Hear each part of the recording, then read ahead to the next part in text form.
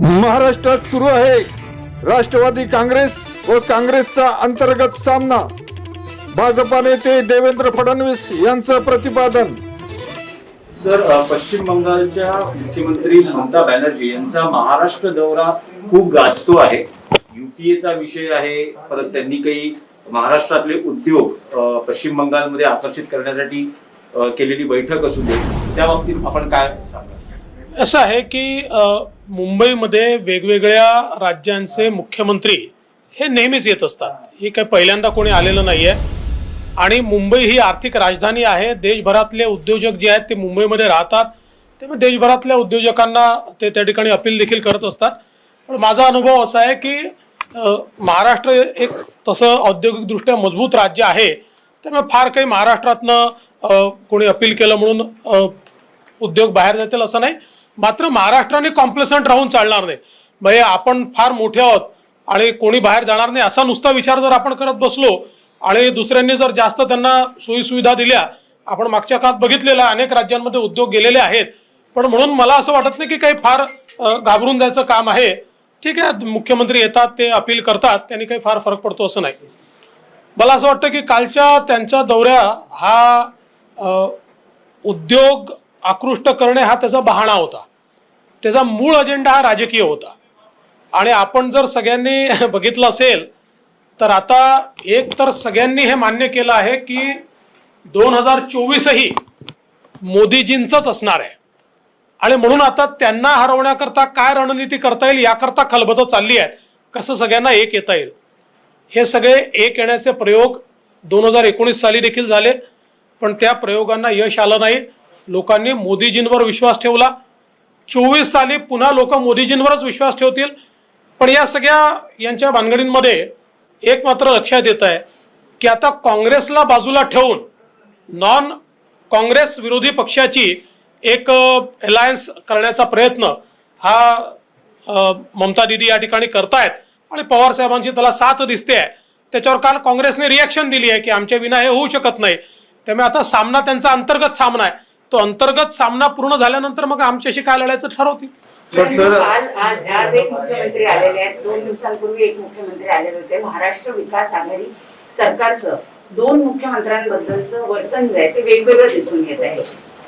हे असंच आहे. म्हणजे मी ज्यावेळेस मुख्यमंत्री होतो त्यावेळी देशातल्या जवळजवळ सगळ्या राज्यांचे मुख्यमंत्री या ठिकाणी उद्योजकांशी चर्चा करण्याकरता यायचे. पण तो भाजपच्या राज्याचा असो का नॉन भाजपच्या राज्यांचा असो, प्रत्येक मुख्यमंत्र्यांचा आम्ही सन्मानच केला. कारण आपला कॉन्फिडन्स आहे महाराष्ट्रावर, त्यामुळे काही त्यांनी फार फरक पडतो असं नाही. इथे मात्र ममता दीदी आल्या तर त्यांचं स्वागत आहे आणि भाजप शासित राज्याचा मुख्यमंत्री आला तर त्याच्यावर टीका आहे. ही दुटप्पी भूमिका आहे, पण ठीक आहे. नाही,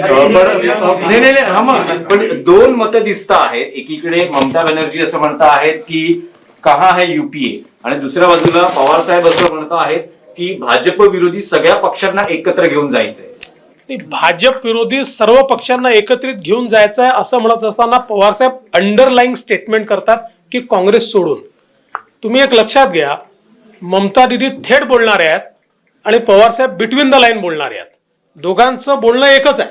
दोघांना काँग्रेसला बाजूला ठेवायचं आहे आणि इतर सर्व विरोधी पक्ष एकत्रित आणायचे आहेत.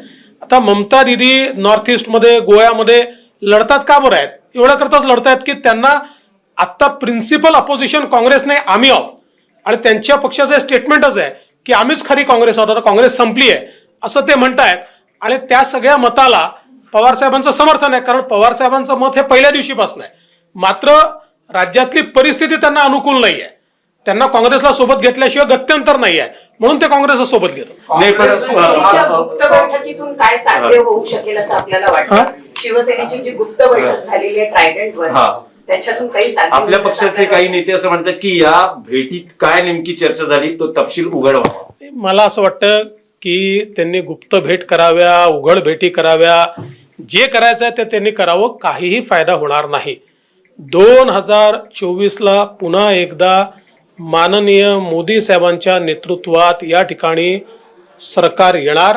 देशावर भारतीय जनता पक्षाच्या नेतृत्वात, मोदीजींच्या नेतृत्वातलंच राज्य राहणार. शिवसेनेचे नेते असं म्हणत आहेत की पश्चिम बंगाल कोणापुढे झुकला नाही, महाराष्ट्रही कोणापुढे झुकणार नाही. आणि पश्चिम बंगालमधून लाडंग्यांना पळवून लावलं असं संजय राऊत म्हणतात. असं आहे की खरं तर किती निवडून आले त्यांची इतक्या मोठ्या मोठ्या बाता करतायत.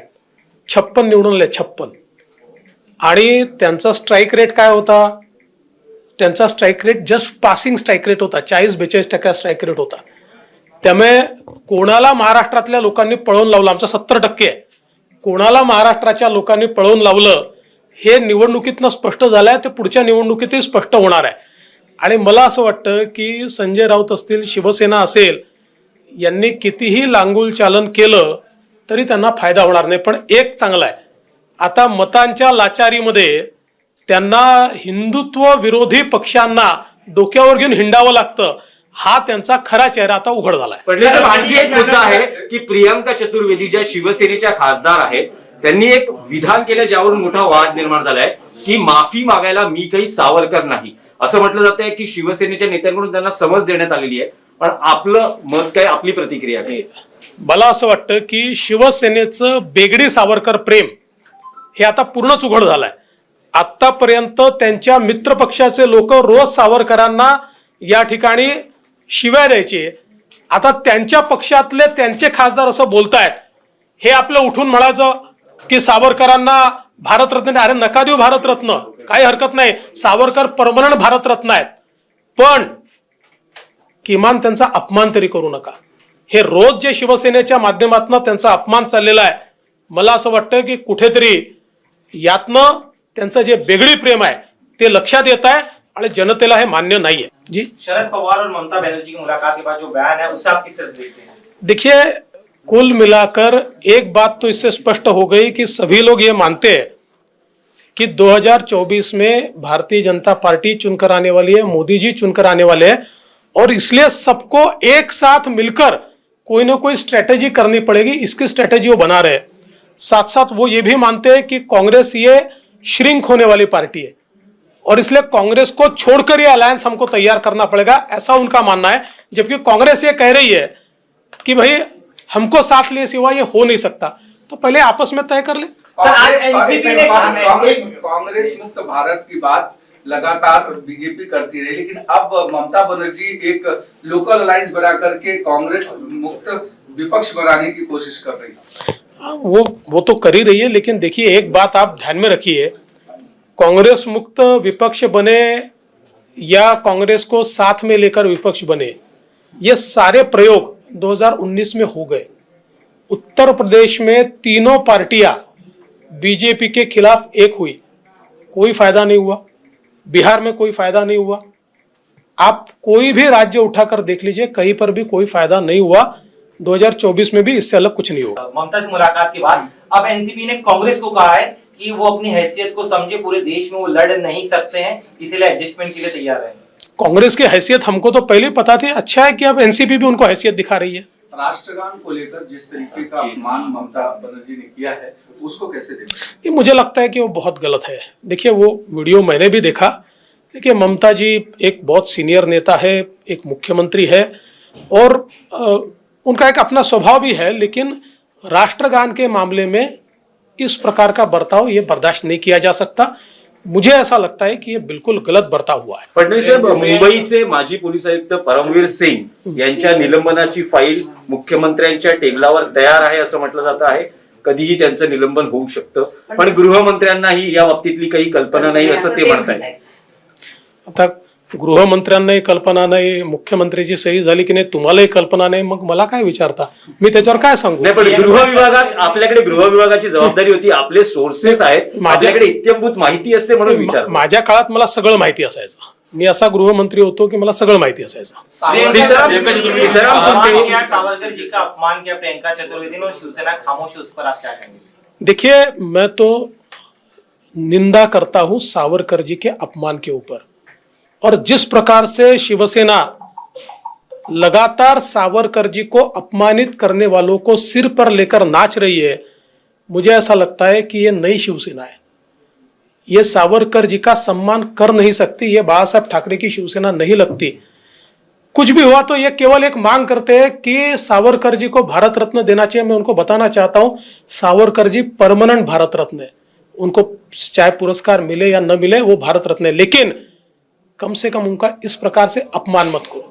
इस प्रकार से अपमान, एक तरफ ये सारी बातें करना और रोज उठकर उनका अपमान करना। जिस प्रकार से उनके साथ मिलकर कांग्रेस ओछे शब्दों में सावरकर जी के बारे में बोलती है, जिस प्रकार से उनके साथ अब उनकी स्वयं की member of parliament Savarkar ji के बारे में ऐसा बोलती है, मुझे लगता है कि चुल्लू भर पानी में उन्होंने डूब लेना चाहिए।